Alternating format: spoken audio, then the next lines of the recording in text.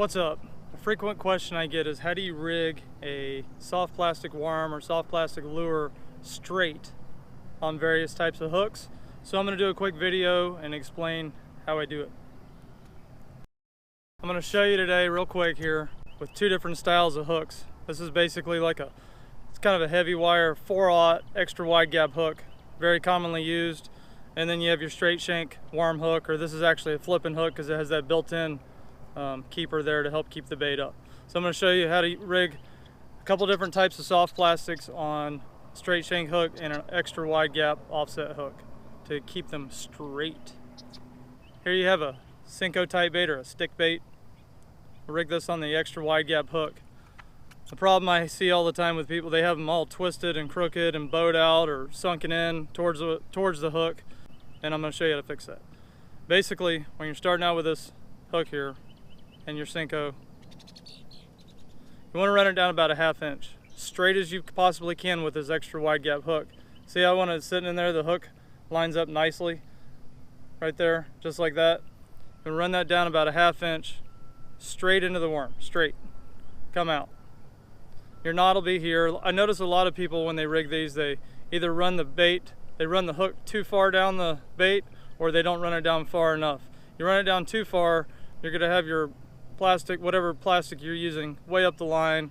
It's harder to get it rigged straight. I like to go down about a 1/2 inch. If you don't push it down, or if you don't run the hook in far enough, then you don't have much of your plastic sitting on this offset part. This is the big deal right here. This is what keeps the head of your soft plastic from sliding down all the time. So we're gonna run this up. I like to run it up over the knot. It's just an added layer of protection for if you have a sinker, any kind of weight on there crashing up against the knot. And the tag end, the little tiny tag end that you leave on the knot can act as an extra keeper to help keep the bait from sliding down. So we have that in there a 1/2 inch. This is where people have the most problem, is concealing the hook point into the plastic. If you look here, see how that bait's hanging nice and straight right there? Let me get the hook on the other side. It's nice and straight, or you're never going to get it perfectly straight, but it's pretty straight. So right where that offset, or right where that hook, the bottom of the hook crosses your bait, right there, that's where you want to make your entry point. You don't want to run it up the hook either. See how this sits across here like this? You want that hook path, the point, to take the same path that this part here, the bottom of the hook, is resting. So I'm gonna mark it with my thumb there.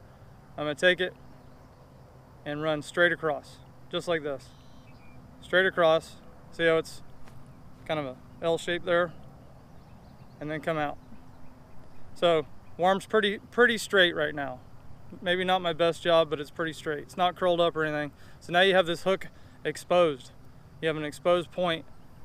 I like to then come down just a little bit, and if a soft plastic had skin, I'm gonna run it right under the skin to keep that bait nice and straight. Pretty straight, weedless, everything. Your bait's gonna get torn up. It's soft plastic bait. Your hook's already exposed. This gives you a nice entry point if a fish hits it, or exit point for the hook to come out of the plastic. A lot of people I'll see, they just run it straight down the middle like this. Now your bait, because of the way these offset hooks are shaped, that point is right in line with your line, with your angle of your strike. And if you run it there, the whole head of this worm has to come down like this on a hook set, bunch up, and then it's going to exit the plastic to get hooked.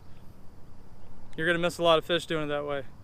If you run it through right there, when that fish bites, all it takes is a little minimal amount of pressure to get that hook to pop out. So that's how I rig them with an offset hook. I covered this in one of my other videos. I'm going to do one more deal with the offset hook. This is a soft plastic jerkbait. It's actually a Zoom fluke. That's what most people just call them flukes. Same deal, same size hook, heavy wire hook. Sometimes I'll like to use a lighter wire hook with a fluke just to because it penetrates through easier. But see where that slot starts right there? I like to run that again, straight down, straight as you can. I'll run it down a little bit farther, right before that crease starts there. Right out, just like that, all the way up over the knot, so the head is resting in that seat right there. I'll show you here, when you're picking out offset hooks too, you don't necessarily want to hook this resting part here, the offset part. I like it to angle downward so the plastic will sit in there. You'll see some hooks where this is horizontal, straight across, doesn't have any downward angle. You're going to go through a lot more baits because the head's going to want to slide down a lot more with those. So I like to get hooks with a downward angle there. So up over the head, covering the knot. Now with flukes, I don't want them necessarily to be straight. I like to, as I've talked about in other videos, I like them to have an arch in the back. Not this way. If it's this way, any kind of soft plastic jerkbait, if it ends up